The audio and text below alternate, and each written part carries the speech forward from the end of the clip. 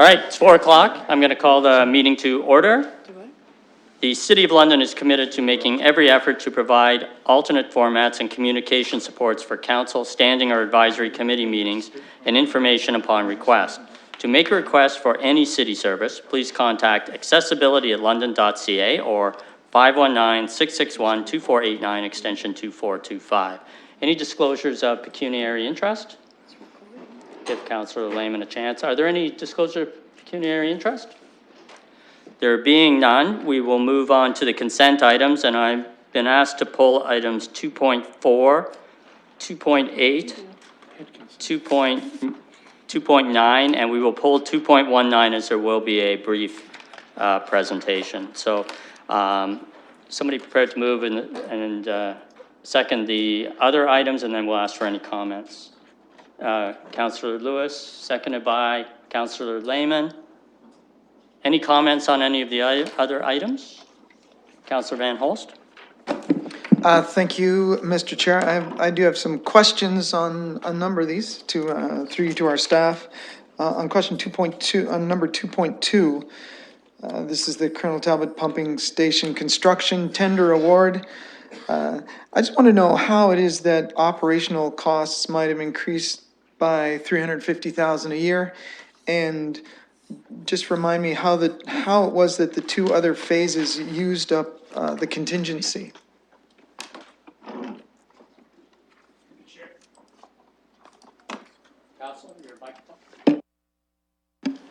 Through the chair, two questions there. So the first one is regarding the operational costs. So this is the construction of a new pumping station, which will be servicing for the majority growth. So it is a new facility, so there's costs related to operating that new facility. It's completely new, it's not a replacement. The second piece is the way that we budget specific phases of projects is that we will do a PO that includes all of the contingency amount, and we can't release any contingency within that phase of the project until we receive the last invoice. So on the previous phases, we have considerable contingencies that we would be able to release back into the project, but we won't be able to do that until we receive the last invoices. So we will have to request a budget increase from more of an administrative perspective. There is a little bit more work, but we will be able to release that contingency back in as part of our normal annual processes. Thank you very much. That's very clear. I do have another item. I'll go to 2.8, the amendments to the traffic and parking bylaw. I thought you wanted to pull that item. Did I pull that one? Okay. Yes, you asked to pull it. Okay. Okay, then, okay, I was going to comment on the long-term water storage. I think someday in the future, we may get to the point where water treatment is when water treatment gets as inexpensive as storage, we might be able to make use of Lake Fanshawe as a store of water. It's got 12 billion liters in it. My next question was for 217, which is the awarded tender for mill and overlay of various streets. I'm just wondering what streets we were planning to mill and overlay.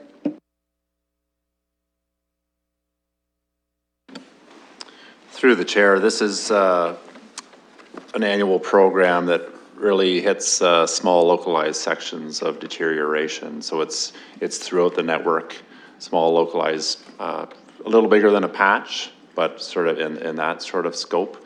So it's so I don't have a list, but if I did, it would be a very long one, in that it's you know, responding at a much smaller scope to localized deterioration. Okay, well, thank you very much. I'll maybe ask you about some specific street, but it sounds pretty encouraging because I know some small patches that people have been complaining about that could certainly use this work. All right, Mr. Chair, I think those are the questions that I have for the items that we are consenting on. Councillor Lehman, you wanted to comment on item 210? Thank you, Chair. Through you to the staff. With the purchasing of trucks that are running on natural gas, is there a business case? If you take out the environmental benefits, is there a pure dollar business case to be made for this purchase? I guess given the price of natural gas is relatively inexpensive versus diesel.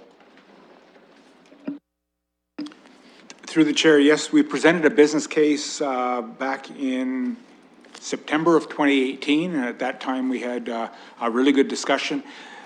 The lower costs associated essentially with the fuel is what makes this business case come to life. But the vehicles, as we've noted, are a little bit more expensive, and so that's why there's a payback period of up to 8 years when the full benefit will be seen by the city for this switch. So it takes a little bit of investment to recover those costs, but by the next round of vehicles, we'll be recovering over $300,000 per year on fuel costs. So it's an 8-year payback. Do the trucks, how long do the trucks last? Through the chair, a typical garbage truck is lasting between 9 and 10 years. That's our life cycle right now, and we anticipate the natural gas vehicles will be in that same range. Any other comments? If I could just make a quick comment on item 2.13, which is the Adelaide Street North grade separation. Very helpful information in terms of understanding, and I think it's great for the public to understand how much the city is contributing and how much CP is contributing. I think that's very helpful information, particularly in my ward where people are interested in this project. So I know there'll be more coming, but this gives us ideas of the parameters of the start date and how the cost is broken down. So I really appreciate that. Yes, Councillor. Thank you very much, and sorry, I did actually put a hooray beside that one, but didn't make the comment, although I'm glad you did. There's another one I wanted to thank staff for their work on 2.16, the Redan Memorial Nelson Street lane closing. So thank you for that. I think this is a very successful outcome. Councillor Lehman. Further to the Adelaide grade separation, I assume we have not heard anything for any transit funds coming towards that. And if so, I guess these numbers would be adjusted somewhat. Yeah, the 10 projects that were identified by council to be put forward for funding submissions were put through in April, and those continue to be supported. We are in constant contact with Ministry of Transportation staff, but we have yet to hear back on a definitive outcome of that process. If that was approved by both levels of government and the funding came through, how would that affect the numbers that we see here today? The Adelaide Street Active Transportation Connections Project would help fund a portion of this project. So it's, given the parameters of that funding program, the project identifies just the active transportation components, which is approximately 1/3 of the total project value. So the total project is about $58 million. So that project was, I believe it was 18.9 million. So it would be a contribution towards the city's portion of the project. Anything further in terms of comments? All right. It's been moved and seconded. We'll call the vote then.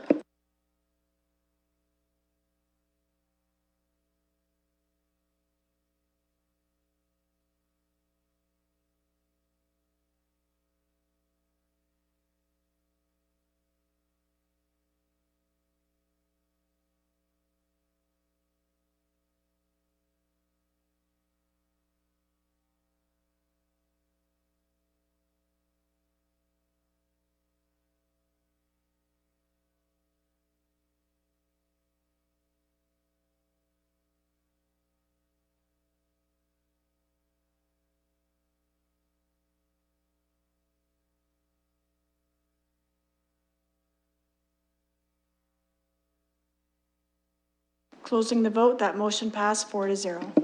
Moving on to the items that have been pulled of the consent items. Item 2.4, single source procurement, Greenway reheater. Councillor Van Holst. Thank you very much. So we purchased an item in 2016 that failed after a couple years. and we're asking to buy another one just like it.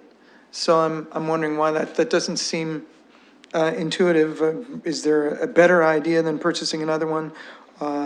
Or perhaps you can explain how it happened that we got such a short lifetime? What's the expected life of the next one? Through the chair, Jordy Gald is here. He's the division manager of wastewater operations, and he's going to provide a response. Through the chair, historically, the reheater on the Greenway incinerator has been a major source of failures.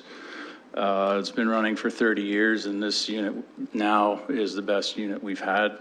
In the past, we have shut down every year or every year and a half to do maintenance, and repairs would have been done on the unit at that time. Because of the way we're running now and with the ORC upcoming, we haven't done those shutdowns. So this unit has actually been in service, continuous service longer than most of the ones in the past.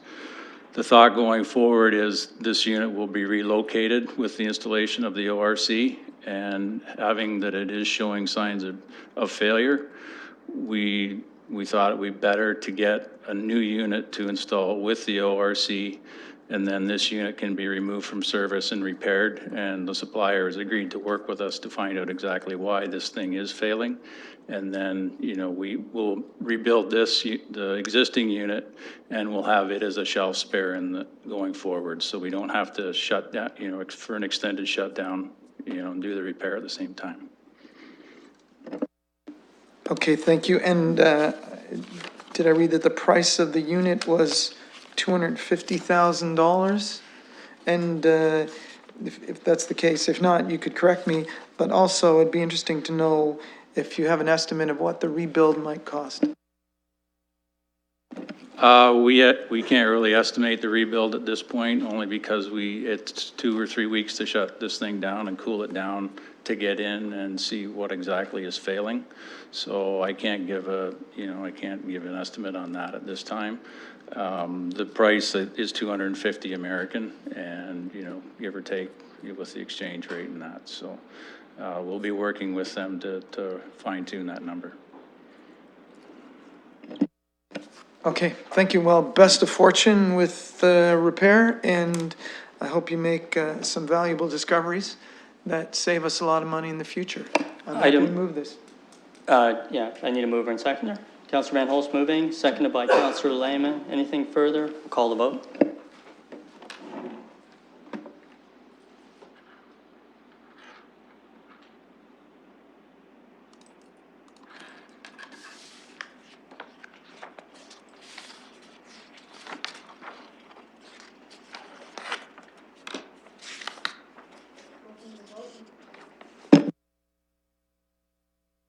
Closing the vote, motion passed 4-0. Item 2.8, amendments to the traffic and parking bylaw. Councillor Van Holst.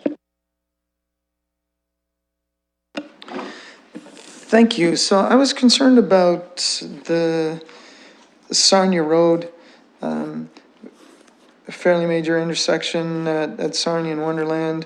We're adding some no U-turn signs on 4 directions. And so my question is, why are people wanting to make U-turns at this juncture? Are we missing, there's something else needed in the area for traffic flow?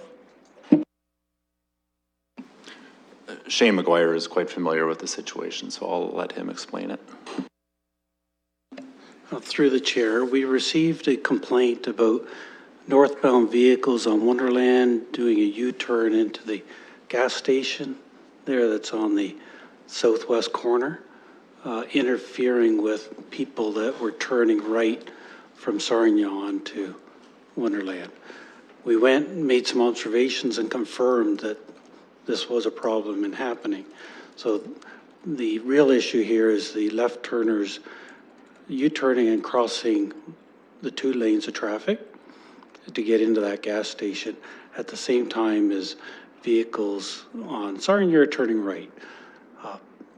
For consistency, we included all 4 legs, but it really is the northbound U-turn movement that was causing some problems. Okay, so thank you. So people want to get into the gas station. So once we put the no U-turn sign, what do you think they will do?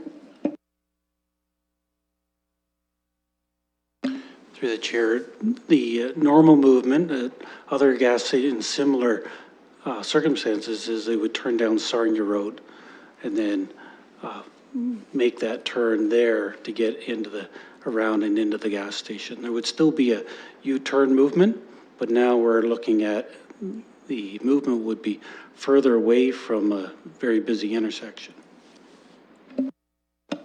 Okay, thank you, Mr. Chair. I think that's the only question I had about that.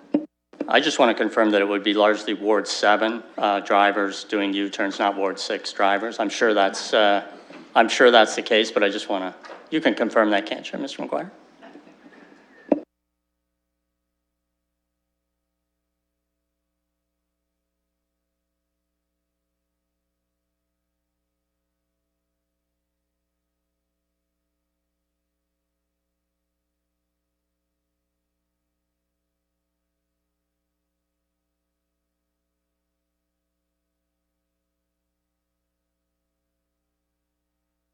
Question? Now, Yes, I did. okay. Sorry, just a point of clarification, Mr. Councillor Chair. Lewis, go ahead. I was just looking at the map here. I think it's actually Ward 8 drivers trying to avoid going into Ward 7 who are making those U-turns. I understand that. Go ahead, Councillor Lehman. In the fairness of time for all, we'll not get into the debate of drivers from Ward 8. Why they would want to go to Ward 7, I don't know. I'd like to talk about 6, the King Street changes. I'm getting a lot of complaints about this area. And again, I'm concerned of the changes, you know, before we get to Richmond Street. We've got a number of restaurants and retailers along that area. Now, we've taken away their loading zones. They've got goods coming in at all times. If they expect to go across the street and cross that street with their trolleys full of goods, it just adds to the chaos. Also, you know what, there's a lot of restaurants along there, and we're encouraging people to not drink and drive, so people aren't taking taxis or Uber. And when they hail a cab, how is a cab supposed to stop and pick them up, or an Uber? I'm not in favor of this, so I'd like this part to be pulled, so I can vote accordingly. I think, you know, what we're seeing right now on King Street it's a dangerous situation with the changes that we've made. I get complaints about it all the time. What might have looked good on paper is untenable right now for commerce. And for that reason, I cannot support putting in more no stopping zones. Thank you. We're going to try to pull that. It's not been separated out in the actual recommendation, so we'll have to figure out how to do that. Councillor Lewis? Thank you, Mr. Chair. And while we're doing that, I actually did have one other item under this particular recommendation that I wanted to just highlight and perhaps direct some questions to, or hopefully just a question to staff on.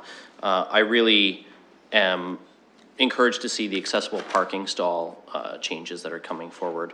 And I know, having worked with Mr. Jeff Preston prior to this term of council on the Committee of Adjustment, being at a community event with him and him not being able to access his van because of the stall being blocked on the side.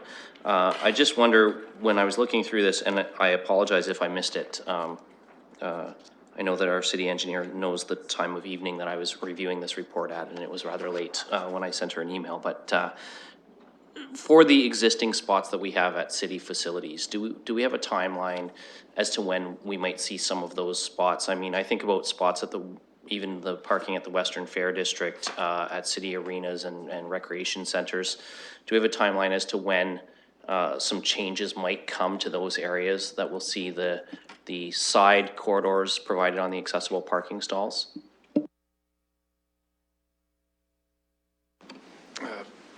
Mr. McGuire knows the ins and outs of this, so I'll let him speak to it. But, you know, what I think this does is it changes the bylaw so that infrastructure improvements aren't necessary and the bylaw is enforceable. But I'll let Mr. McGuire elaborate. Through the chair, and correct me if I am wrong, is the question, when will additional aisles be constructed at city facilities? And if that's the case, those are done as parking lots are reconstructed. Recently, the the lots in Oldies Village were reconstructed, and there's others to be done. As far as the Western Fair, that is something that the Western Fair has to look after. It's not a city facility, so that would be something they would look after. Further to Mr. McCrae's comment, currently the bylaw reads that there has to be no stopping signs on either side of that aisle. This change sort of removes that restriction so that whether there's signs there or not, you're not allowed to occupy that space. Through you, Mr. Chair, thank you for that clarification. And I certainly appreciate that we'll just address these as life cycle renewals take place. I guess the only follow-up to that would be projects that are under construction but not yet complete. And I can't help but think of the East London Community Center construction that's happening in East Lions Park right now, where the parking lot is not yet paved and laid down. Will this impact that build, or will we be staying with the initial plan? And I realize that because that's a Parks and Recs project, that you may not have that. Through the chair, new construction should follow the bylaw as currently being laid out, but because we are making this change and that is already under construction, we'll make sure that our colleagues in Parks and Rec are aware of this. I know they hear some of the very same concerns for people who need these spaces to have reliable access from the side of the vehicle as well. Other questions or comments? Councillor Van Holst? Yes, thank you. Maybe I could take the opportunity to ask staff how these, on King Street, how the no stopping and no loading, et cetera, signs might change when the temporary bike lane is removed. Because I think that's going to happen in a couple years. And maybe also address the issue that's come up a number of times, is that we used to have maybe 4 lanes of traffic moving along King Street, but when a bus stops to pick some people up at the new bus stop, that reduces traffic to 1 lane. So how will this situation change once that bike lane is on Dundas or wherever we're sending it? Through the chair, you are correct that in the long term, the King Street will be part of the downtown loop portion of the bus rapid transit project. When that occurs, the right-of-way will be reconfigured in conformance with the environmental project report, so the drawings that are available on the BRT project website.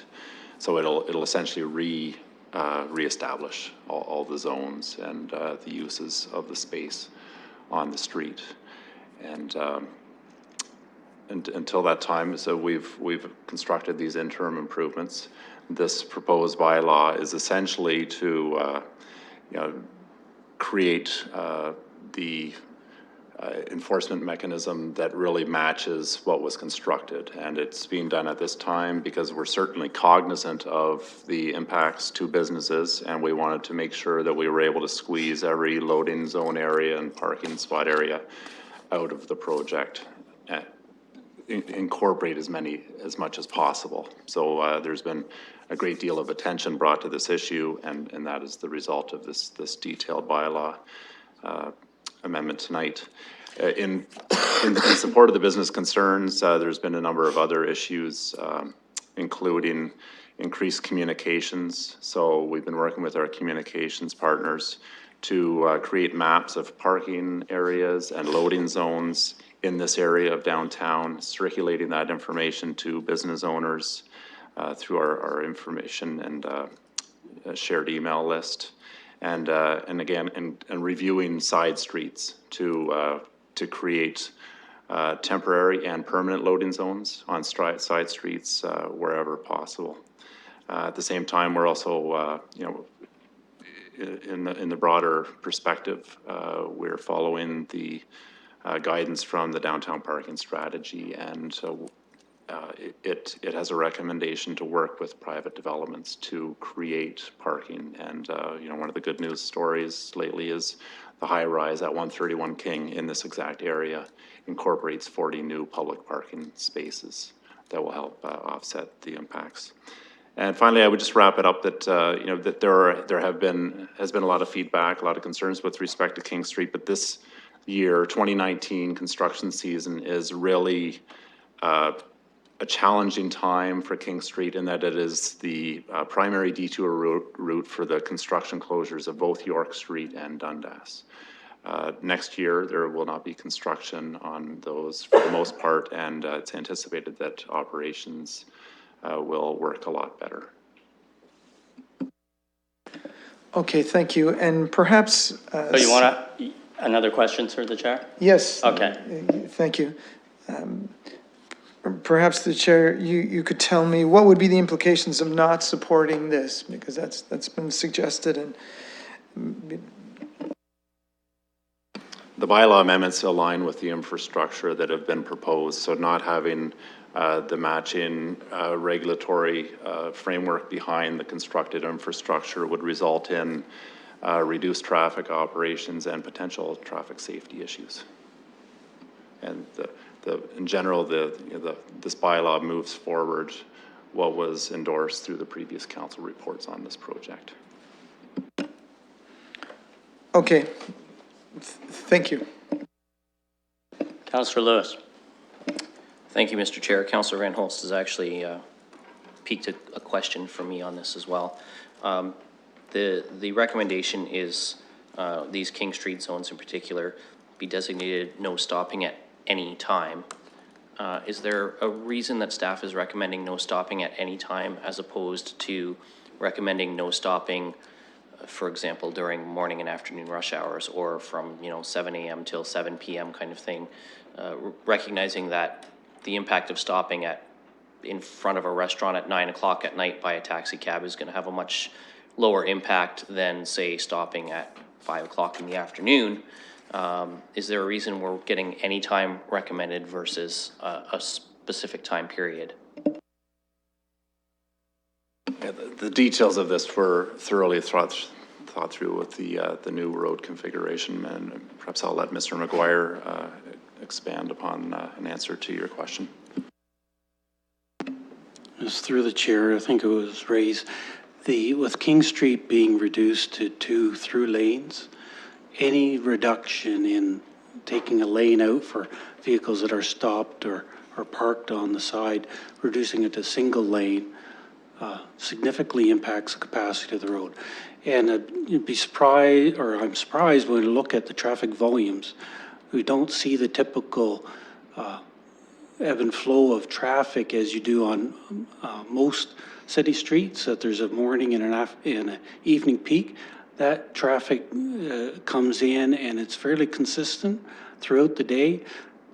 Overnight, perhaps, from midnight to 6 a.m. might be an area that you could sort of get away with just one single lane, but the rest of the time, the volume of vehicles do require the 2 through lanes.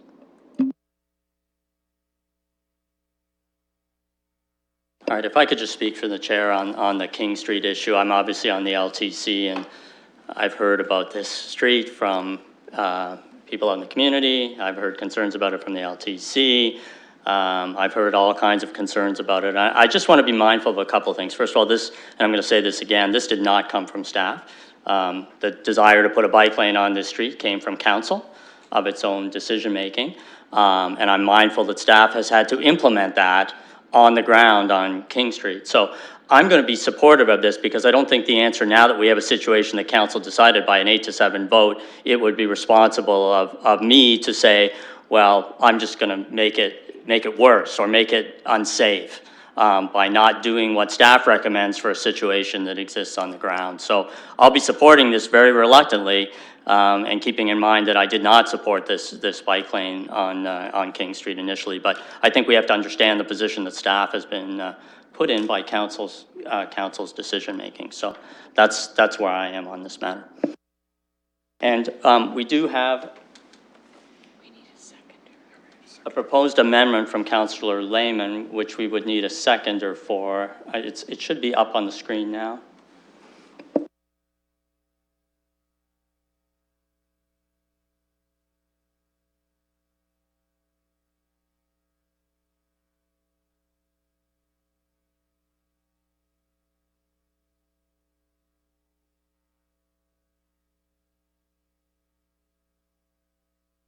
Here, you wanted to be careful before you weigh in. I'm certainly not weighing in, Mr. Chair. I just wanted to seek clarification.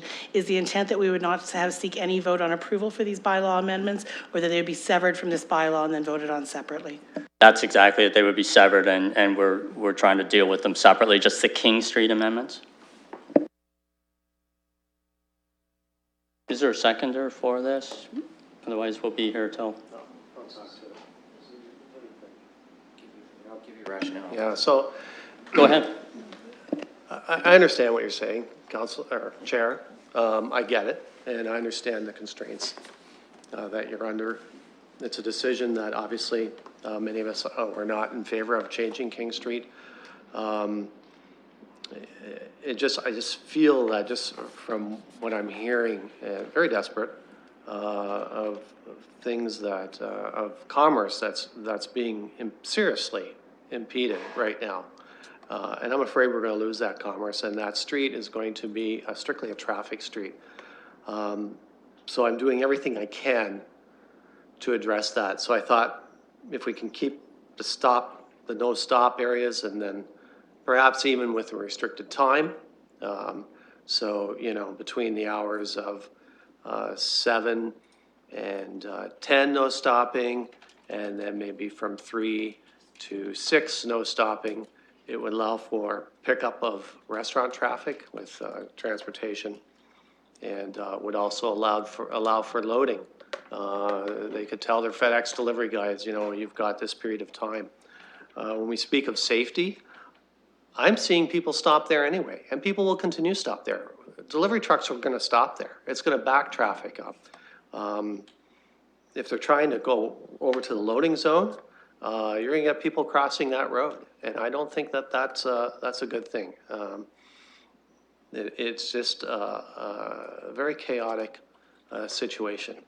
What I'd like to propose is I'd like to add an amendment to have the stopping zones for a specific time at rush hour in the morning and also in the evening. All right, so you're going to withdraw this motion? I'll withdraw this motion. Okay, so we'll have to draft something else. Can we just go one at a time here? Are you going to assist with this, or do you have something else? I'm just trying to keep us on I hope to assist, and I was Okay. going to suggest, Mr. Chair, and maybe you can tell me if this is a good path forward. Perhaps we could refer this item back to staff, and then it could come back with the appropriate times and places for the amendments that Councillor Lehman's suggesting.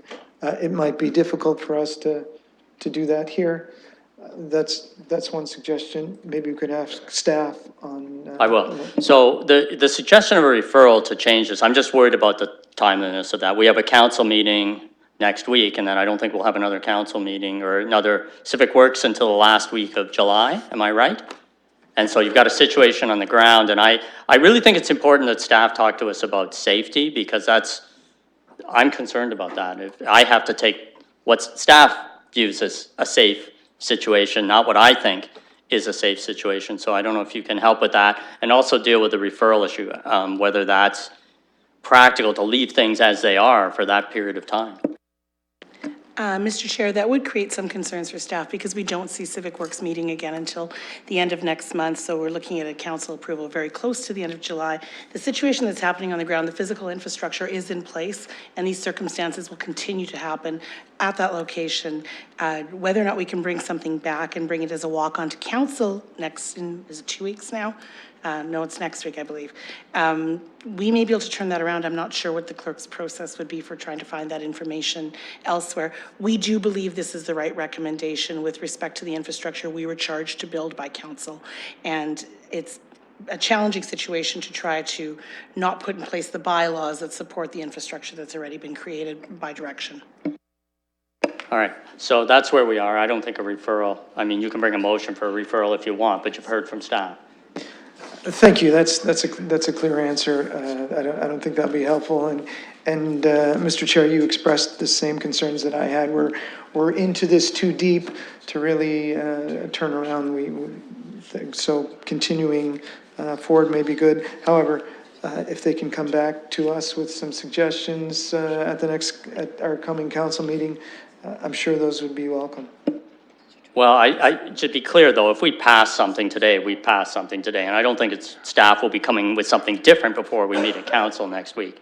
If we pass something, then council will be voting on what we pass or don't pass. And that's what will happen. We're not asking, staff won't be back next week with alternatives because they believe in their recommendation. So I don't think we can ask them to do something different. Am I wrong, Ms. Chair? Mr. Chair, we do believe that this is the right recommendation with respect to managing the safety concerns that come with this particular facility. If we were to look at any time of day type of restrictions, it would have to be after transit operations cease for the day. So it would be in the wee hours of each morning, and that would be the only perhaps area that we could dig into a little bit further, but that would not provide time during the business day where we would allow stopping in that bus lane. Okay, so Councillor, okay, can we move along? We're going to have to make a decision or not. Councillor Lewis. Thank you, Mr. Chair. I'm going to just ask a question through you to staff that I've actually already asked staff about, but I think that asking it in public session so that the public is aware of the answer may be a little bit helpful to address some of the concerns that retail operators have expressed along King Street. When the construction of 131 King, the residential tower and parking lot space there begins, will King have a further lane reduction to 1 lane, or will we be working with still 2 lanes of traffic and the bike lane during construction period? Through the chair, the developer, constructor of 131 King Street has asked to occupy some of the current sidewalk space. The space is fairly limited, and we are able to maintain the sidewalk, the bike lane, and the 2 general purpose lanes by slightly narrowing the widths of all of those. So essentially all the connectivity routes are maintained through the construction duration. Anything? What would you like to bring in terms of motion? Go ahead, Councillor. So basically, many of us were not in favor of the bike lane. It's, from what I'm understanding, because it's here, it's a done deal. The concerns that I was trying to address are not able to be addressed for safety issues. And for that, I have to rely on staff because you are the experts in that area. So based on that, I will withdraw the motion because obviously, safety is paramount. Having said that, I do hope that traffic is aware of the stress that commerce is having along King Street. And if any solutions can be hatched to alleviate that stress and realize that people are going to do what people do. Like I said, they're going to stop in middle of traffic regardless and hold traffic up, but not in a legal way. So it could be a chaotic situation, but I will withdraw the motion in the interest of safety. Counselor, just so you're clear, I understand your concerns, and I certainly didn't want to suggest your concerns were not proper concerns, because in fact, I share them. I think the unfortunate thing here is we've put ourselves in a situation where we sort of pitted interests against each other, cycling and bus and car traffic, and it's not a good thing to do, and it hasn't ended up very well, and I'll just leave it at that for now. Anything else on the traffic and parking bylaw? Mr. Chair, I will just, because I share your concerns as well, I'll reluctantly move the original staff recommendation. Thank you. Michael already did, didn't he? Oh, so you're going to second it? I think Councillor Van Holst moved it, and then there was some discussion after. So you're seconding it, and so we can call a reluctant vote.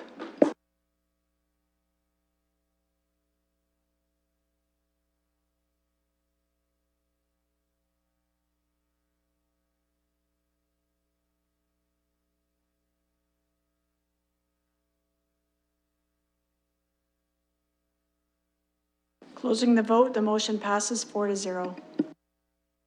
And we'll move from traffic and parking to another subject that's always interesting, sidewalks. Councillor Van Holst, you re-pulled item 2.9. I did, thank you, Mr. Chair. So I was looking through the list of sidewalks we were going to do, and we did get I can sort of guide you through some of my thoughts. If you look at the added agenda, there's some photos on there.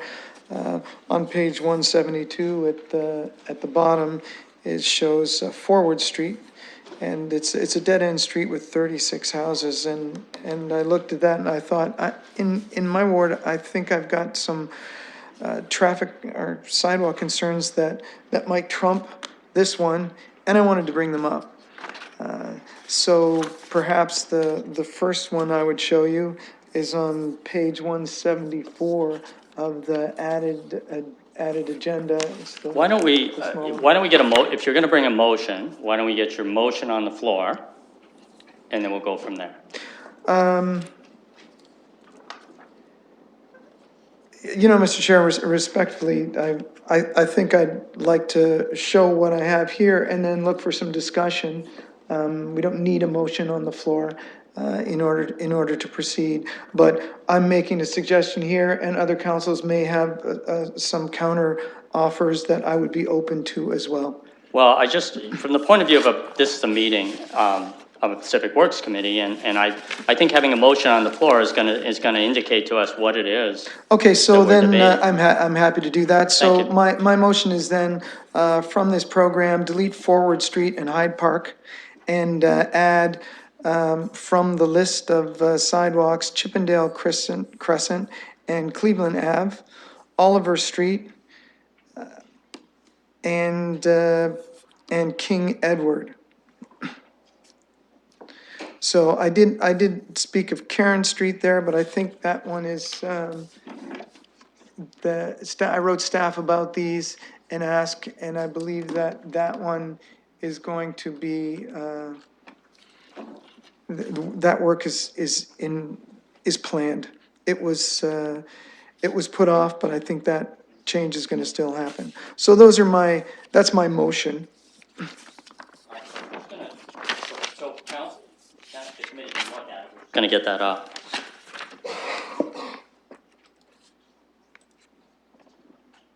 Mind me asking, Councillor, are all of the streets you're proposing in your ward?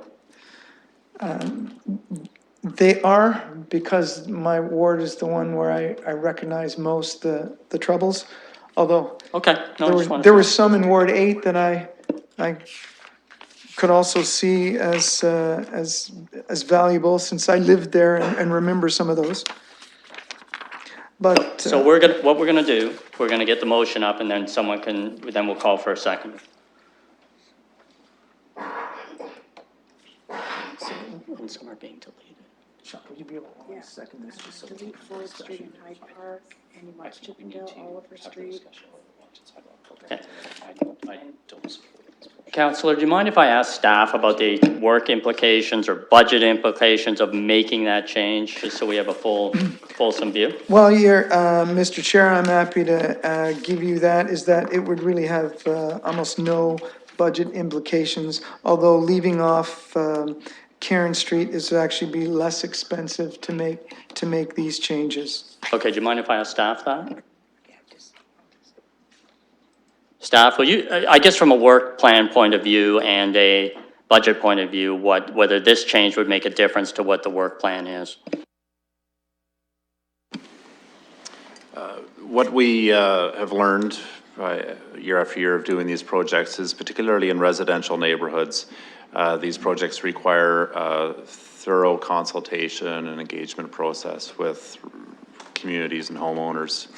So that is why we continue to start earlier and earlier, and that's why this report is coming in June for the 2020 sidewalk program, is because we've started a consultation process with the neighborhood, the Kensington neighborhood around Forward Avenue, and got that going. There's going to be more of that, but it really requires some lead time in order to get community support. So changing the program at this time for next year would stress that that consultation period and force us to abbreviate it more than we would like.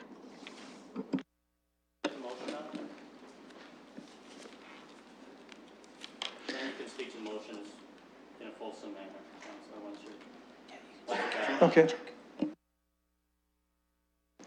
I think.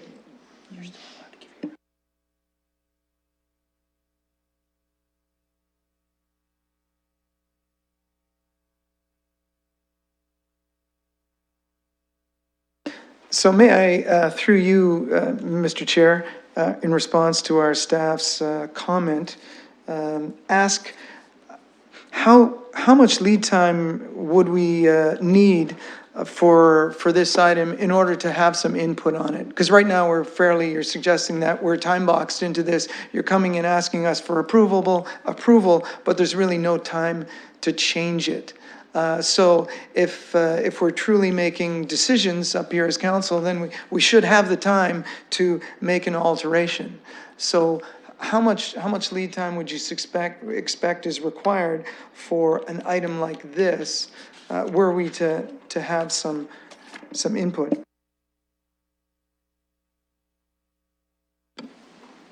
We like to start early in the year prior to begin the project. So I think all the streets you've identified are fairly intense residential areas. So we want to start the process as early as possible. We could get these done. It just might not enable as much back and forth as residents desire, but we could accomplish it. As one other perspective I forgot to mention is one of the projects has an infrastructure renewal. So there were two in your initial list, but one of them, that Chippendale that you mentioned to still put forward, there is an infrastructure renewal project planned for it, and that is the more cost-effective, least disruptive approach to implementing a sidewalk. And so that would, I guess, complicate the delivery of a project on Chippendale to separate the sidewalk ahead of the infrastructure renewal project that's probably about 3 years out. Okay. So can we just, the motion is now up. Should be able to see it. Am I right? Where is it? Yep. I don't see. It's under the A. What does that mean? Okay, thank you. I see that Okay, motion. so are you prepared to move that? Well, let me, I want to respond to staff's answer there, and I do see that they said that there was going to be 3 years for Chippendale, so there was 2 that are going to be addressed. So Chippendale could be removed from that? Okay. All right.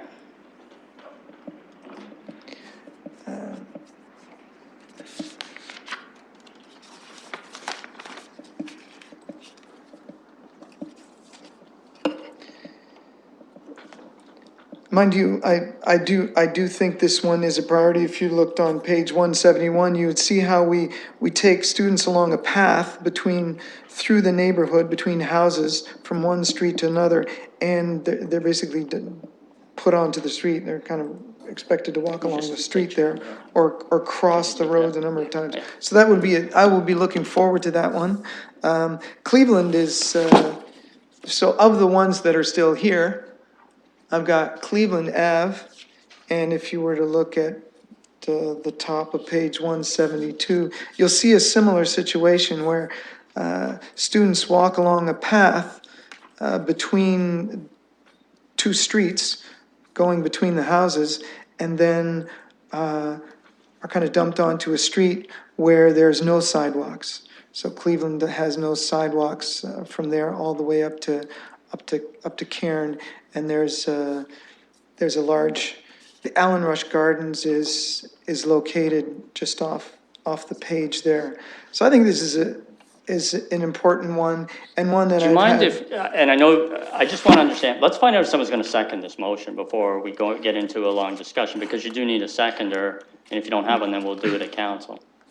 Well, you know what? I don't think that's right, and I'm going to call a point of order. Okay. I don't believe that we need a seconded motion in order to have a discussion at committee, and perhaps through you, the clerks could answer that.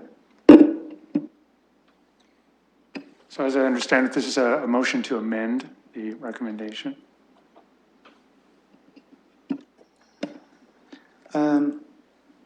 Okay, I guess this would be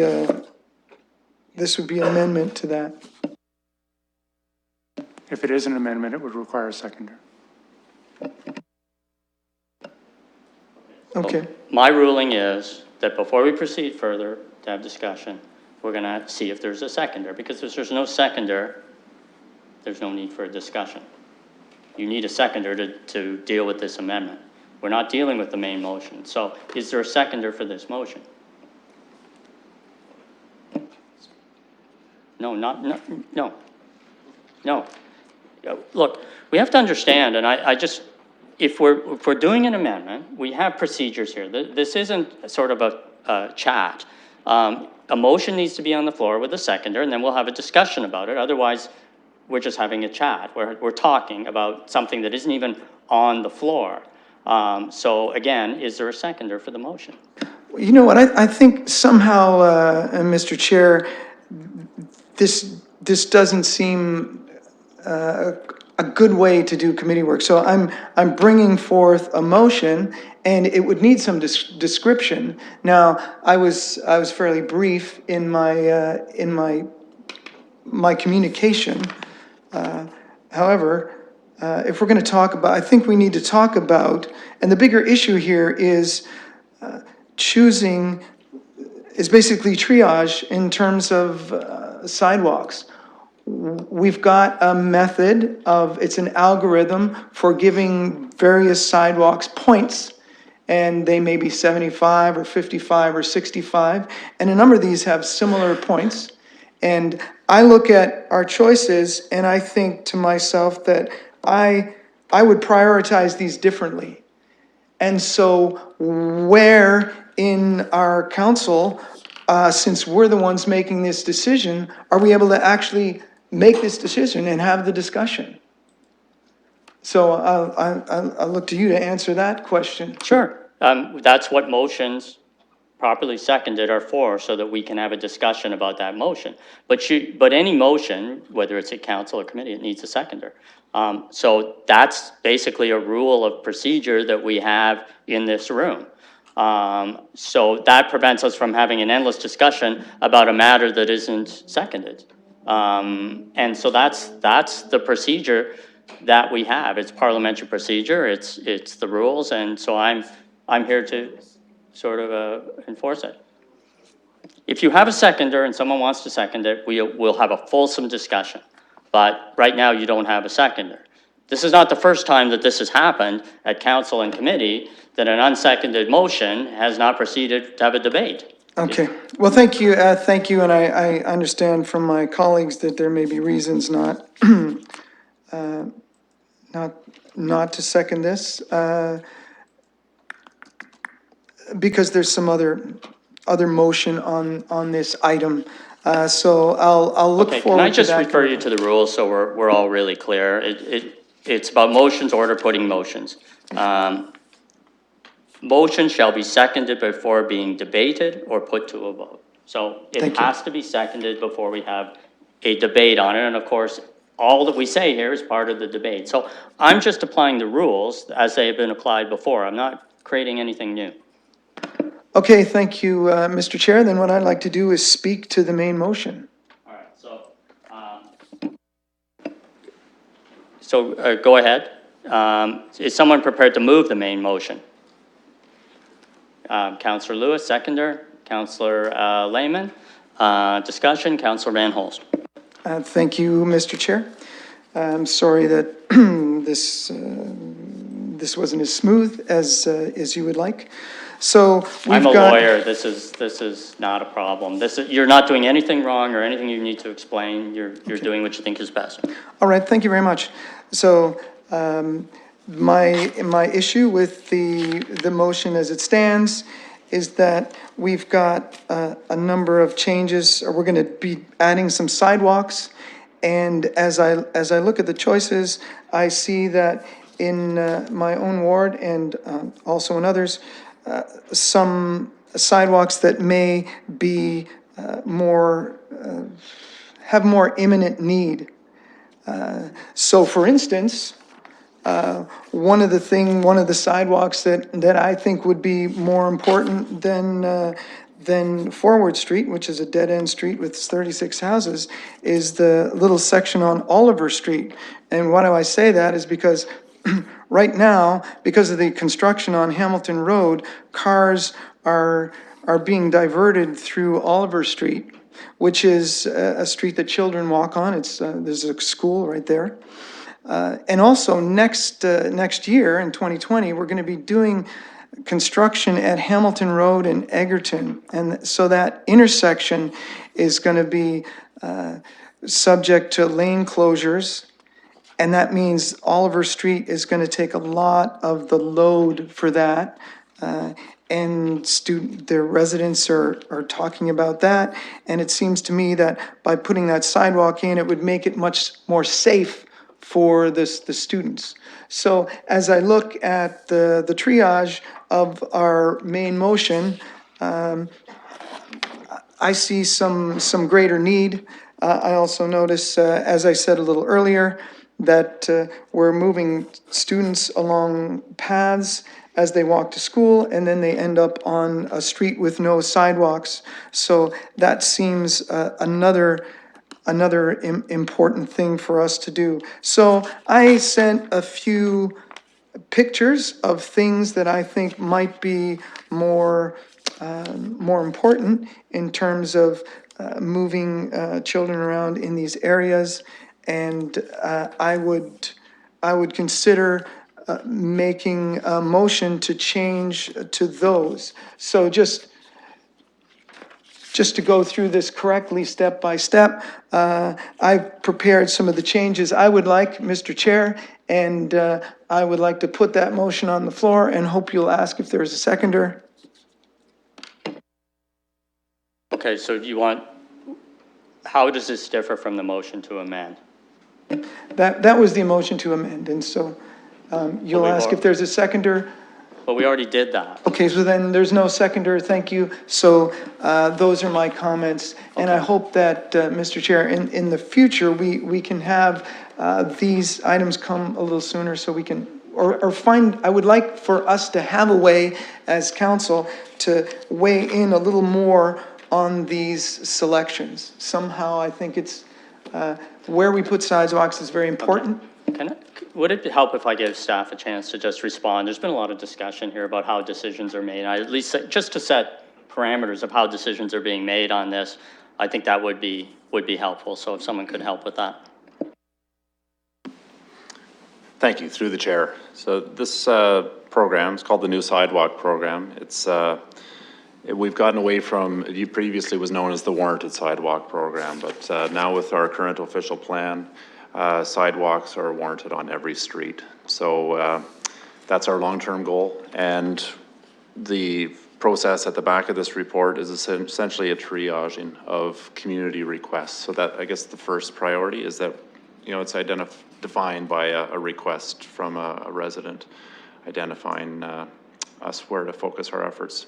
It's triaged by a prioritization process that has been reviewed periodically over the last few years. It's been referred back to the Transportation Advisory Committee. I think the last time, probably 2 years ago, where a focus on transit was beefed up. But essentially, it's, you know, it looks at pedestrian volumes, road characteristics, destinations, and knowledge of persons with disabilities. It is not the sole defining factor. There are other factors considered in this program. Conditions change, particularly in development areas, so that's something we factor in. We also incorporate these sidewalk constructions into our infrastructure or life cycle renewal projects wherever possible, because it's more cost effective and less disruptive to the neighborhoods. And finally, out of a recent process here on the council floor, we also have taken council's advice on taking a neighborhood approach to these improvements. And that, an example of that is the Kensington neighborhood, and that we're not just doing one line item on the table, but we're trying to have a comprehensive community engagement process and deal with the neighborhood in a way that makes more sense to the residents. So it's a program that's been tweaked many times over the year. The purpose of the report is essentially to get council's endorsement or, you know, support, but it's not really asking for approval. And we take all the information in, and the information we receive from councilors certainly informs the prioritization and triaging of requests. And you know, we're certainly open to accepting information, and we have received from a couple of councillors information in the past week that we will use to inform future years' projects. Thank you. Councillor Lewis, you wanted to speak? Thank you, Mr. Chair, and I'm actually, thank staff for the explanation there, a bit more detail on how these processes come about. I know that you don't just put the names of the streets in a hat and pick out the winners each year. And I know that a great deal of thought's gone into this. The Hyde Park sidewalk, for example, that road is already home to two 16-story buildings, providing about 320 units of seniors housing, and the third tower is on the way. We are gonna have a community there of almost 480 seniors units, and no way for them to walk to the immediate commercial district to the south. The restaurants and shops there that they may wish to spend some of their hard-earned retirement dollars at. I'm sure the Hyde Park BIA would appreciate if they had the opportunity to do that. Certainly there are streets in the list of new sidewalk recommendations in my ward that are ranked higher than some of these too, but I realize that there are different planning concepts that go into how we make these decisions. I know that Frobisher Crescent in my ward is under construction for a life cycle renewal this summer, and in fact, we'll be getting a sidewalk as part of that project. So I appreciate when we dovetail those things, there's a considerable cost savings to be realized when we do a neighborhood all at once, rather than do a sidewalk and then potentially damage the sidewalk as we're doing the roads a year or two later. So I know that there's a great deal of thought process that goes into this. To my council colleagues, I would really encourage them to take on the role of ward councillor actively and speak with staff when there are concerns in your ward and advance the reasons why, and ask to have them reviewed, added to the list. New circumstances arise, maybe you want to bring those to their attention. We have to be staff's eyes and ears out in our wards just as much as the residents. The staff can't be covering every street in the city on a daily basis, so we have to provide input to them as well.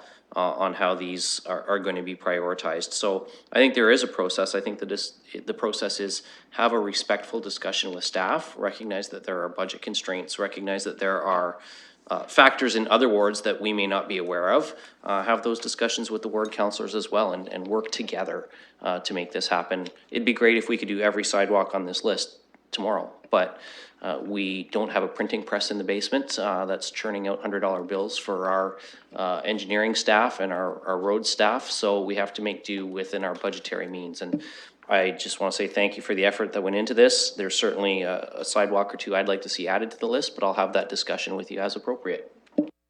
Councillor Lehman? I'm going to, excuse me, echo what Councillor Lewis said. I want to speak to the process here, which is more than which sidewalk gets built. First of all, I want to say to Councillor Van Holst, I admire you for your championing your ward. You are closest to it, so you know more about the issues in your area than we do. However, when I saw this come about, I thought it looked like we're going to get into horse trading. I'll give you, you know, for an Oliver Street, I'll give you a Forward Street, and then we get into the process of management, and we're not management. We're the board. We can set, you know, policy on how these decisions are made, or as Councillor Lewis said, we can, you know, advocate with management to influence them and give them added information that would help them in their decision making. But I don't believe this is the forum to start making changes to which sidewalk gets done. That's why I couldn't second your motion, even though I understood where you're coming from. So I thought it was just important that I speak to that and give us guidance, you know, as we go forward with other things that will come up. Because there is that temptation to, you know, to use our position here in the committee to advocate for our ward. But we have to, there's reasons for procedure and process. So that's, I guess we have to respect that. Thank you. Anything further? Councillor Van Holst? Yes, thank you very much. So I hope the councillors aren't suggesting that I don't respect process or haven't done the work. Of course, all the ones that I suggested are in fact on the list already, and I'm looking simply for or was looking for a way for us to have some final say on these projects, or where to do that. I'd also point out, you know, again, Mr. Chair, that there was an opportunity for me to speak to this just to the main motion at the beginning, which is kind of what I wanted to do. And in terms of the horse trading, I almost expected that. I certainly wasn't coming here expecting that all the work would be done in my ward, but really wanted to bring up the issue of how we're deciding these, or at least what kinds of things to prioritize. And I think the safety of children walking to school is a big one, and it was worth talking about today. Thank you. Thank you. Anything further? Do we have a mover and seconder for the main motion? I lost track of that. Sean? Yes, we have. So if there's nothing else, we'll call the vote.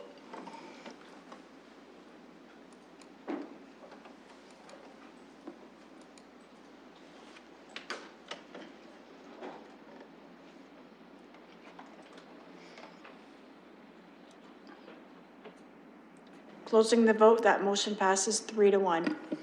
And we'll now move to item 2.19. I think we're going to have a brief presentation on this item, which I think will address the correspondence that we received in this matter.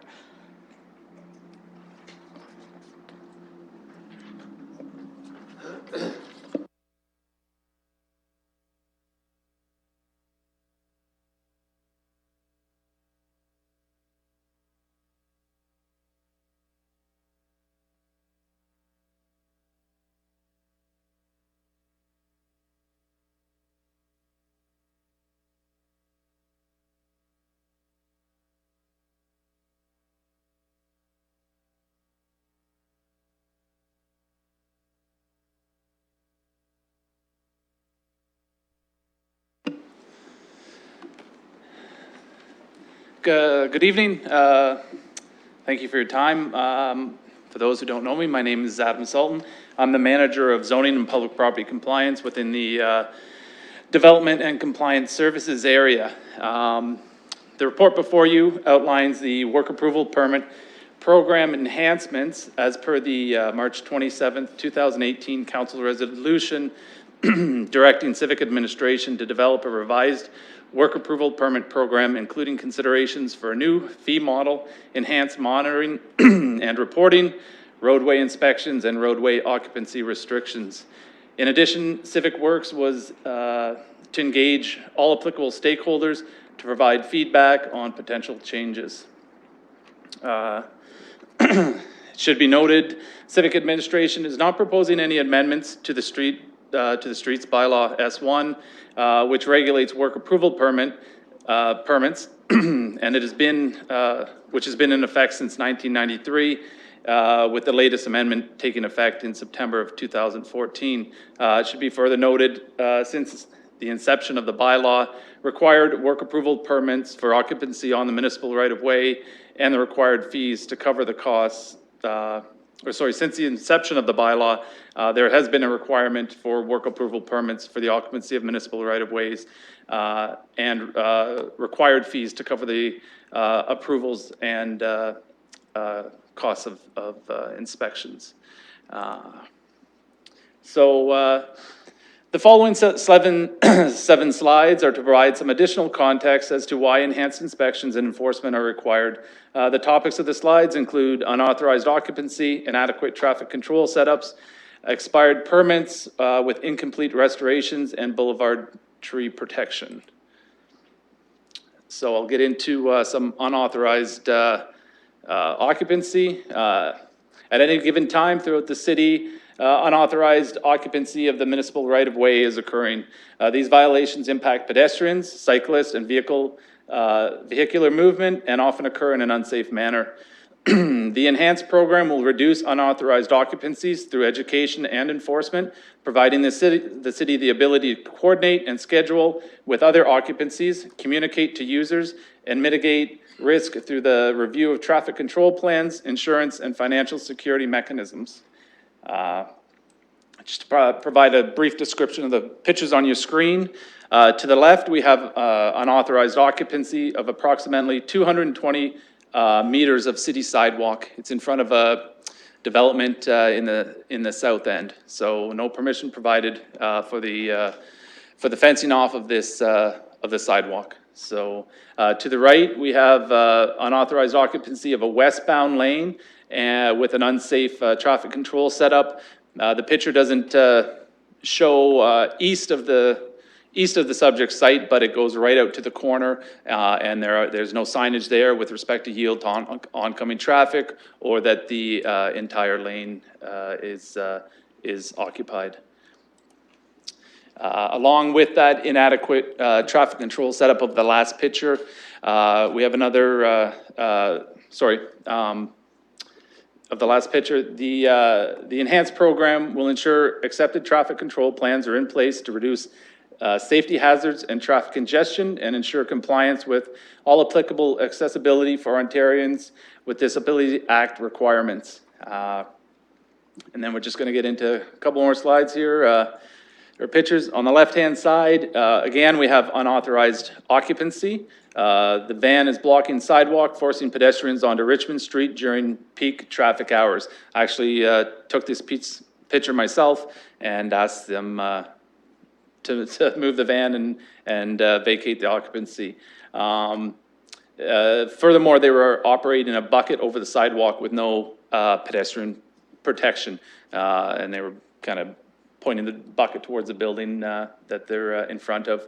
To the right-hand side, you'll notice that there's a merge sign there, very tight merge, and the arrow pointing to the left lane is pretty much after the merge, which is kind of pointless in terms of directing traffic where to go. Again, a couple more pictures. Just for your benefit, so the left-hand picture, We have a situation where there's no signage present regarding the lane closure ahead, and they are operating a vacuum truck over the sidewalk with no pedestrian protection.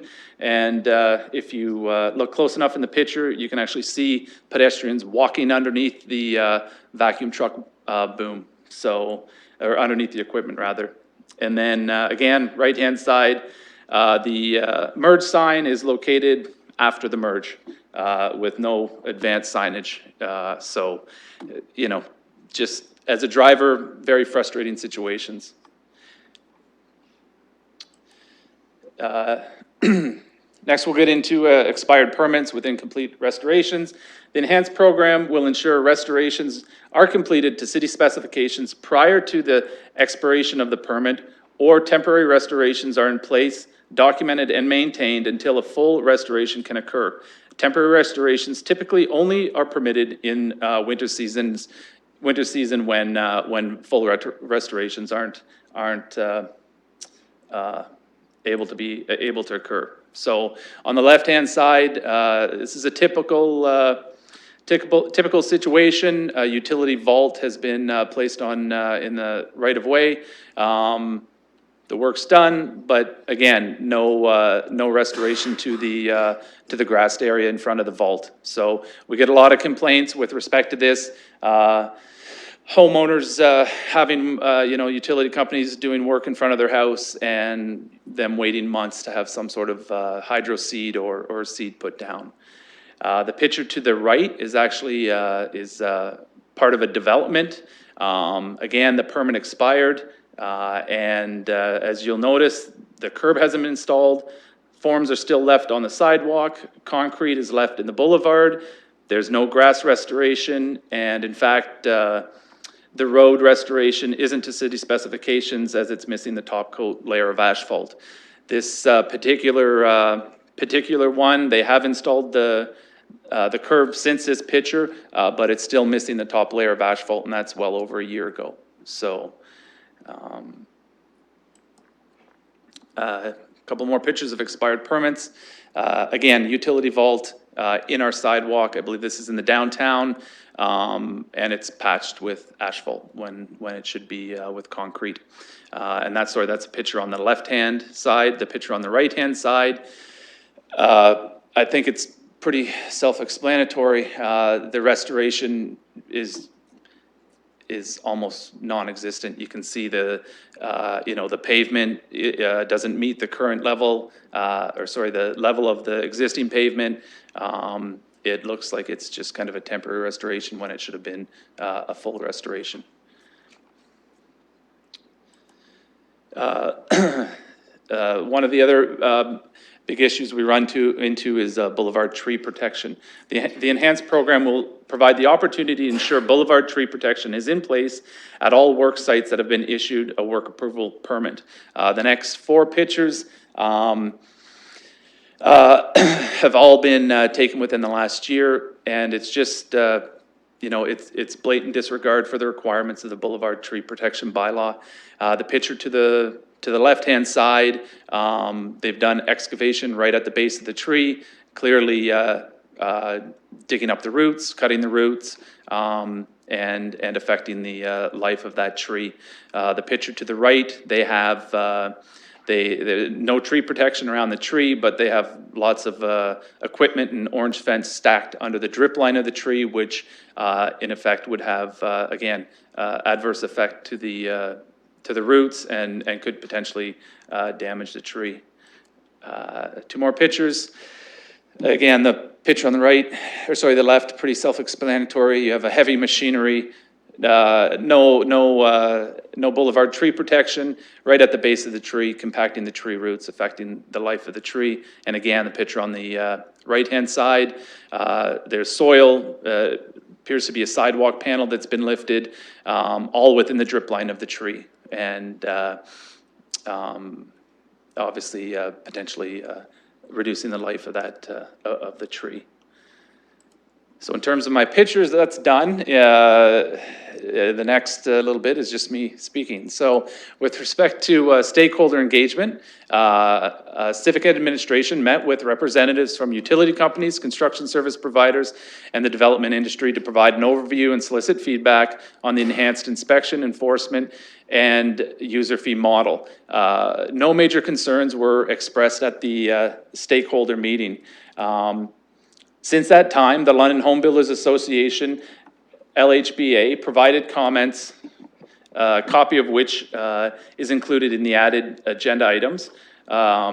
Civic Administration would like to thank LBH for their feedback, acknowledge the impact the enhancements may have on their membership, and have taken their comments into consideration. Civic Administration is recommending an exemption not be provided with respect to the requirement of a work approval permit. However, understanding LHBA's concerns, City Administration is recommending a revision to the proposed fee model to provide for the occupancy of the grass portion of road allowance between a sidewalk and the abutting property owner's front lot line for the placement of a construction bin for up to a 6-month period for a work approval permit fee of $300 plus HST. It being noted, a licensing agreement will still be required for the occupancy over 30 days. However, associated licensing fees will not be applied and no additional inspection fees would be applied. The requirement for the work approval permit allows the city to ensure insurance is in place, appropriate financial guarantees and warranties are provided. The occupancy is coordinated with other works in the area and is done in a safe manner, and that any restorations that are required are completed to city standards.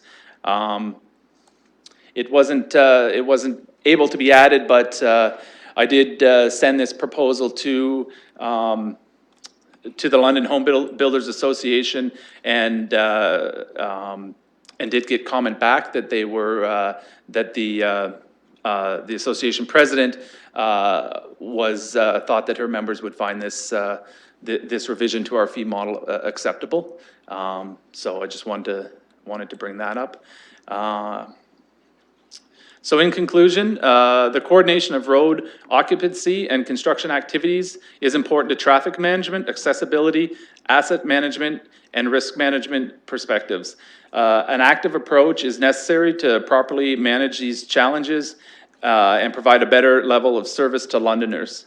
With substantial increase in work approval permit volumes, as noted in the report, the addition of enhanced inspections and associated enforcement, additional staff will be required. The proposed fee model will cover the cost of these positions and bring the program into full cost recovery. Thank you again for your time. Thank you. Just to clarify, do we need a motion, or are you satisfied you can incorporate those changes for the Home Builders Association without that? Yeah, so I'm, if you guys are satisfied, I'm satisfied, I can make those changes. And when we bring the report forward with the fees and charges bylaw, we will just include those. All right, so changes. no motion needed. All right. Any questions, or someone just want to move the recommendation? Yes, go ahead. Well, thanks for doing this. I mean, by the looks of those pictures, pretty chaotic out there. How do we enforce in a situation where work is left incomplete and they're gone? Is there a bond of some sort that they post? Through you, Mr. Chair, yes, we require securities in the form of surety bonds, cash deposits. When a PAW is required for work related to a site plan, we rely on the securities that were taken from the site plan. So I understand with, major construction issues, this is great. But in that one slide, we had the one truck vacuuming, I guess, against Metropolitan United. I think that was the church that they were working on. For a small service job like that, are there new fees being introduced, or existing fees are already there, or they're just people are ignoring getting a permit? Through you, Mr. Chair, in situations like that, it is a utility company. Utility companies have certain rights to do work within the road allowance. In that particular situation, the sidewalk should have been closed down. It was on a major arterial. We would want to be notified about that, and from my understanding, that was service work, so we would require a permit, but no fee would be involved with respect to that particular slide. Through you, Chair. So with the changes proposed or addressed here, how would that situation be averted? Through you, Mr. Chair, we would have, currently, as the report outlines, our staff resources are very limited. We have 2 people currently doing permits, and we have 1 other doing enforcement of the entire streets bylaw. So the proposal we would see additional staff, and as they are out doing inspections, they would be able to do enforcement on that. So if they came up to that situation, we would be looking, again, to have the proper traffic control measures in place, be notified of that operation. We would be able to put it on Renew London, so we could inform our residents that that work is being done. So we can't prevent that work from happening, but we can coordinate that work. We can communicate that work, and in those situations, that's the best we can have. I'm glad to hear that you're taking the concerns of London home builders into account, because as we know, costs are just passed down to the end user. So if homeowners, which they referred to, are doing renovations, adding rooms, which we're encouraging higher density, it will increase the cost to the end user, not to the builder. So I just want to say I appreciate you taking that into consideration.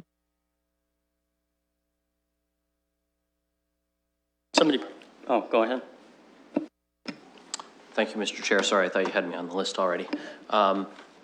Through you to staff, I mean, I would echo Councillor Lehman. Thank you for doing this. It's necessary. And I've seen those kind of situations around the city myself. I will say they seem to not be in Ward 6, Mr. Chair, so I think that you're doing a good job there, but I've seen them even in my ward. I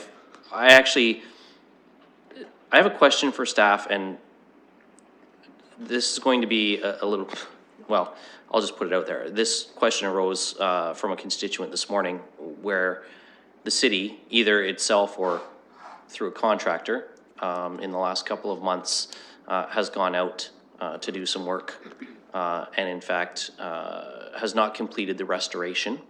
So we're a couple months after the fact and somebody's front lawn and driveway is still damaged. What is the course of action for residents, whether it's city work, whether it's private sector work, to raise these concerns with the city so that they can be rectified? And when it comes to work that the city has undertaken, whether it directly or through a contractor, what checks and balances are in place for us to follow up and make sure that the work that we've assigned is following the proper process as well in terms of lane closures, mergers, restoration of lawns, those kind of things?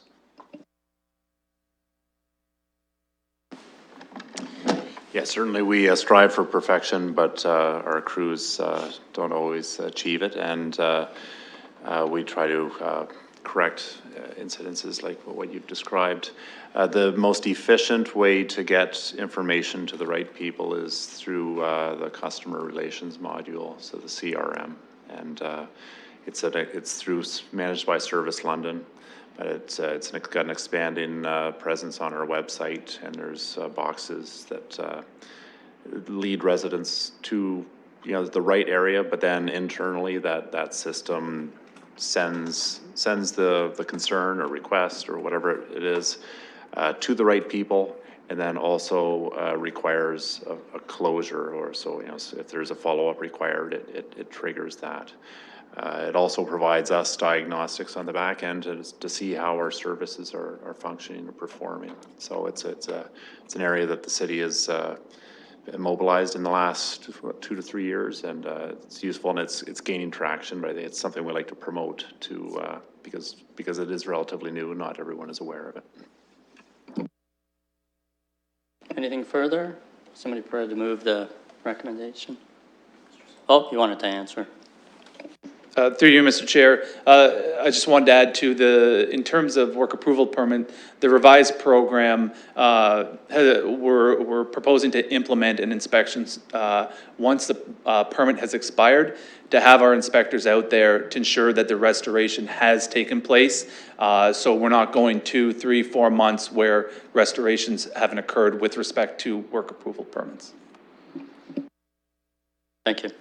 Somebody prepared to move the recommendation? Councillor Lehman, seconded by Councillor Lewis. Anything further? We'll call the vote.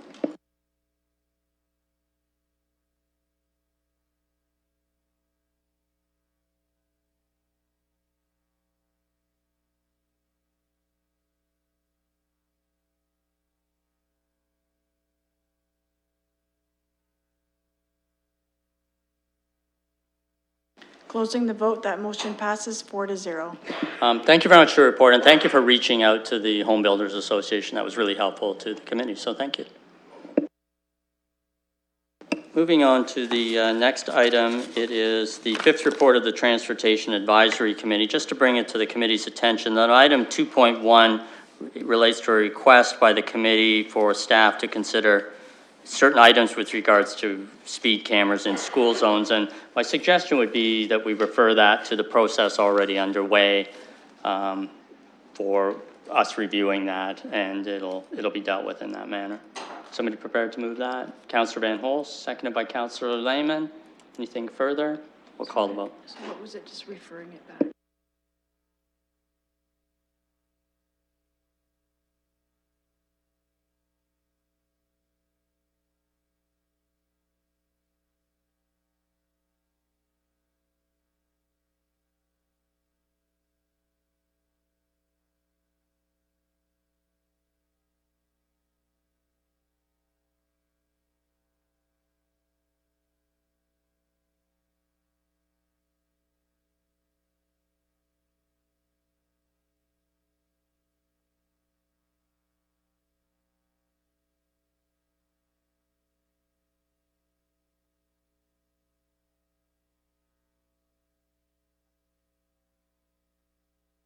Closing the vote, motion passes 4-0. Receipt of the report, so I think we've got that covered too. All right.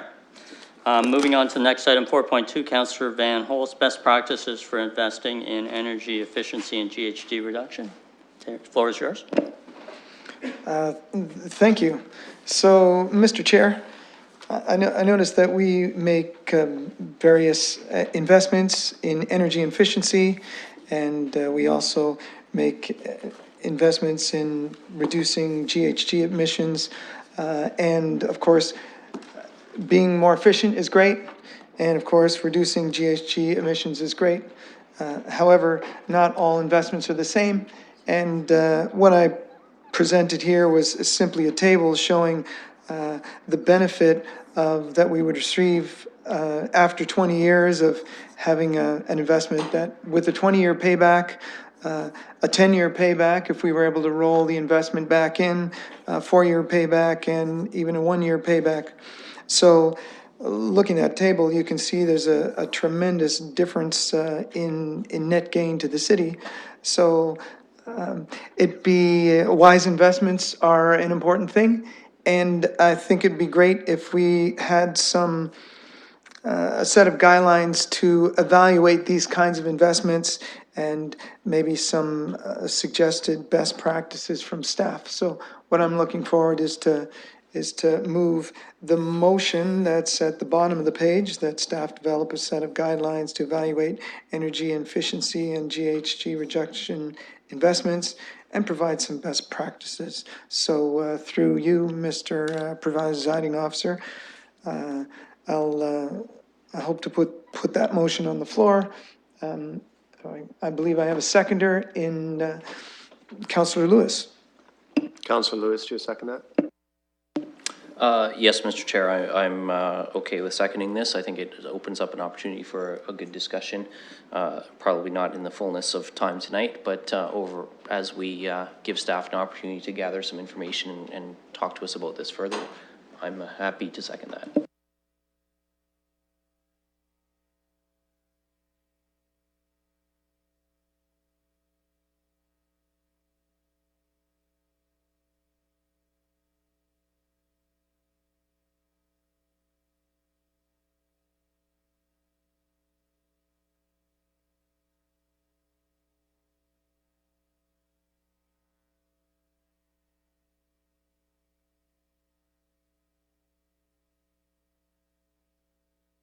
Discussion? Councillor Van Holst? Just maybe briefly more, so some kinds of things that I would expect or hope back is just to discuss the idea of a quicker payback. Of course, the sooner things pay back, the sooner we can roll it in. The ideas of comparing the payback of a project with its lifetime is also an important thing, because if a project has a 20-year payback and a 20-year life, then there's really no net gain from that. So we want, I expect that we may get some suggestions with respect to a good investment in terms of payback versus the lifetime of the product. Also, in terms of the GHG reductions, there's very different factors that exist here. Of course, if we're managing to avoid a certain amount of money, if we avoid $1 million worth of electricity payments, and we have a choice between that and $1 million worth of a fossil fuel reduction, of course, reducing the fossil fuels is better, because in Ontario, electricity is 90% clean. So it's really, you would only be reducing 10% of the amount of GHG reductions if you went for the former investment. So I think those kinds of things would be good to lay out for us as a council, so that when we're looking at investments, we've got some way to choose the ones that are going to be best for London. Can I just ask for staff how they would go about developing it and what would be involved? Because I don't understand myself sitting here how this would be done.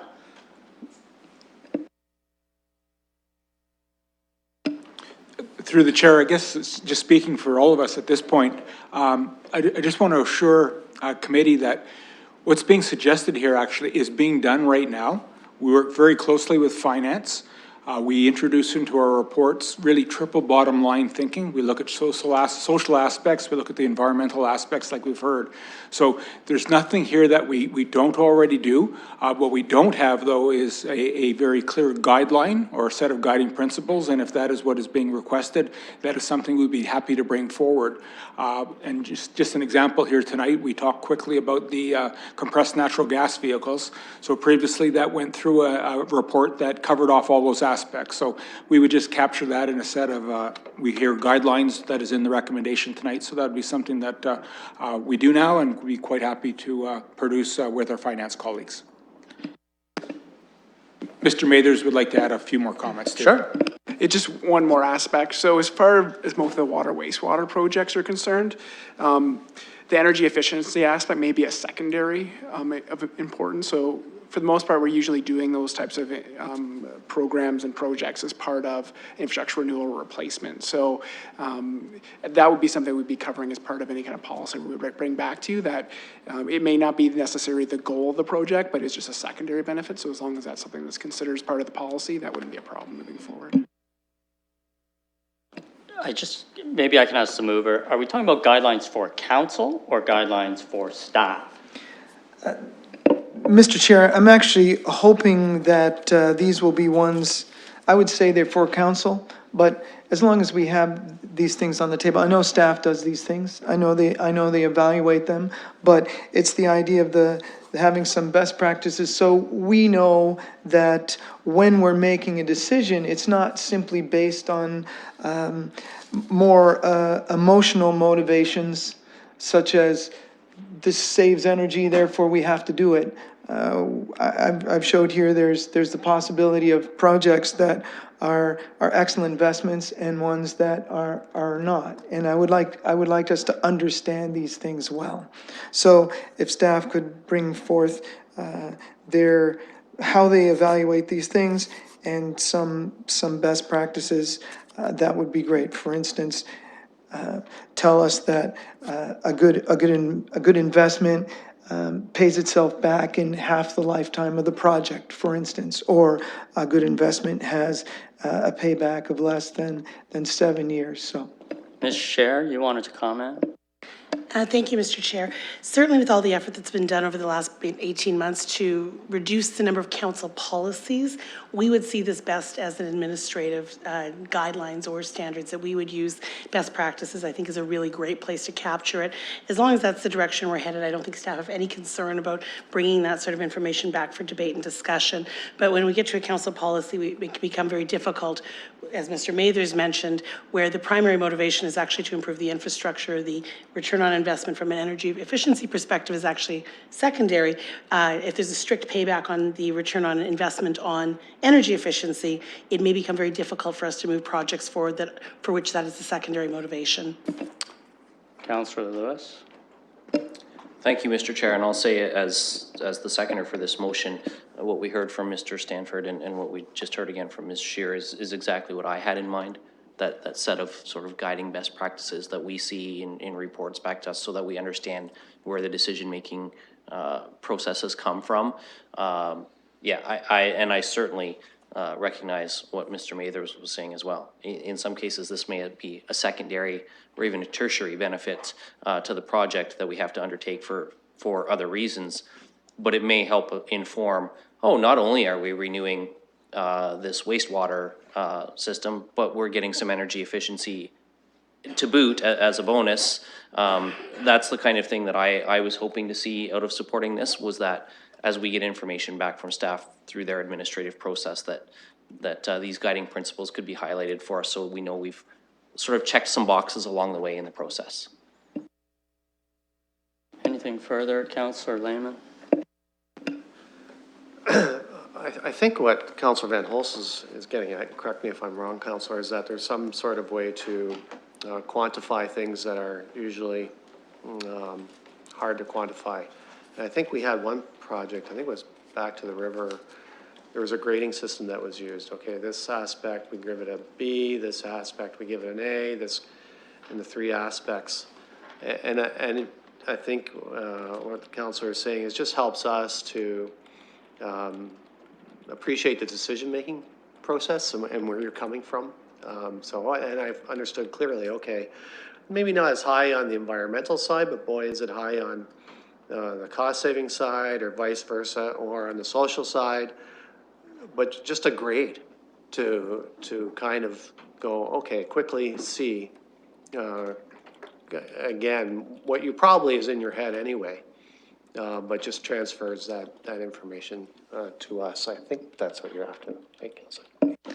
yes, I appreciate everyone's comments. And if I used the word policy, I think that I misspoke. That's not what I was asking for.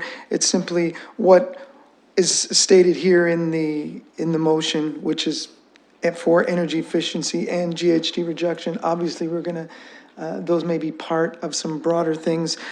I see us as council, we often make decisions for qualitative Now, reasons I and know quantitative you meant to reasons. do this, but you didn't. You were going to ask me if you could speak, right? Before you started talking. I just want to Okay. keep the, you understand what I'm saying? I'm sorry, I thought you I gave didn't do me a- anything. You just started talking. So in future, just ask leave to, otherwise people would just start talking.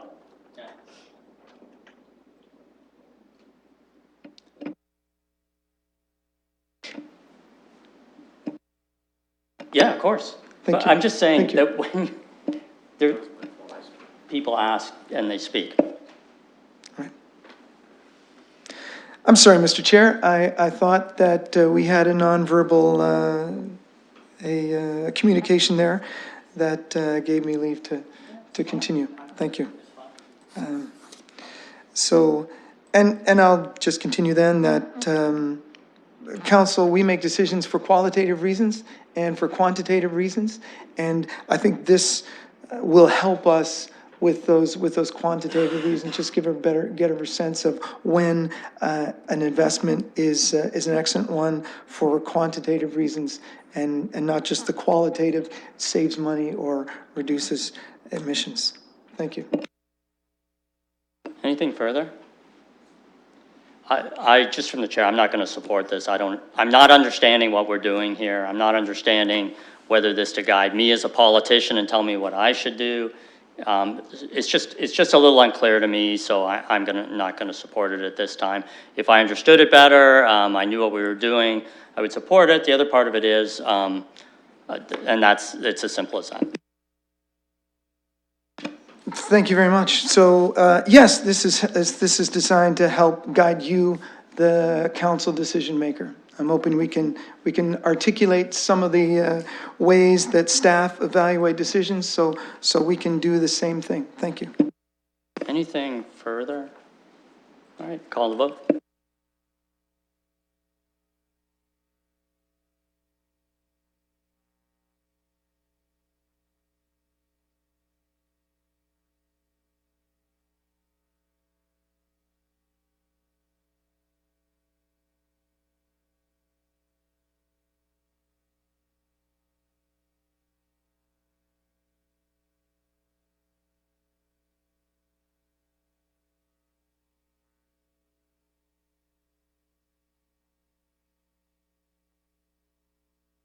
Closing the vote, motion passes 3-1. Deferred matters list, I think there's 2 matters that staff asked to be removed, am I right? And they were, did you make a note of them? Yeah, you have the new, they've been changed on the. All right, so are we going to move the new deferred matters list? Is that what we're going to do? Yeah. Okay, someone to move the new deferred matters list. Councillor Lehman, seconded by Councillor Lewis. Anything further? We'll call the vote.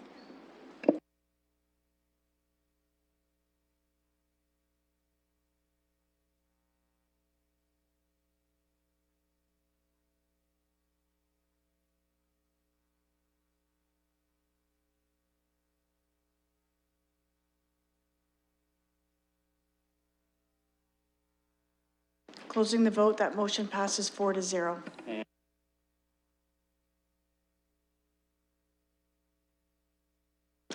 Councillor Lehman, seconded by. Yeah, I'm sorry, did you call for additional business, Mr. Chair? I'm sorry. I didn't see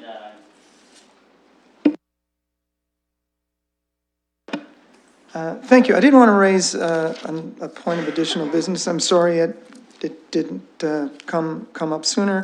It's because of a resident's concern, and maybe I can, through you, ask staff about possible change in a bylaw or bylaw enforcement. And in this instance, the resident is living on a street with no parking. They did some work on their driveway, parked on their lawn while the driveway work was done, and were fined for that. And I'm wondering if there's a possibility of making that an exception or an exemption in the future. So through you, Mr. Chair. We're not, just to be clear, we're not talking about this particular infraction. No, Okay. of course, just the idea of the. Mr. Chair, that would be something I would want to consult with our colleagues in parking enforcement. Certainly, they do receive complaints when people park on the lawn, particularly for prolonged periods of time. It'd be something I can report back to the councillor offline via Ms. Drost, though, with her input. Thank you very much. That would be fine. I'm happy to move adjournment. Thank you. Seconder? Councillor Lehman. All in favor? We'll do a hand vote.